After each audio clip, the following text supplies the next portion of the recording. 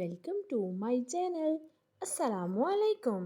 आइए जानते हैं कलीम नाम के मायने और इसकी तफसील। हमारा आज का बेबीज़ बॉयज़ नेम है कलीम। कलीम के इंग्लिश में स्पेल्स हैं KALEEM, कलीम। ये एक इस्लामिक नेम है और लड़कों के लिए रखा जाता है ये नाम। इस नाम के मायने हैं बात करने वाला, कलीम। इस नेम की तफसील है कलीमुल्लाह, कलीम अहमर। इस तरह से हम ये नाम रख सकते हैं। आप भी अपने नाम का मायने जानने के लिए कमेंट्स में अपना नाम लिखें और मायने जानिए।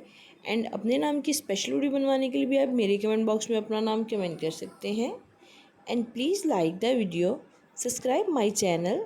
ओके डियर्स, फिर मिलेंगे न्यू नेम न्यू वीडियो के साथ। अपना ख्याल रखिएगा, दुआओं में याद रखिएगा। अल्लाह हाफिज़।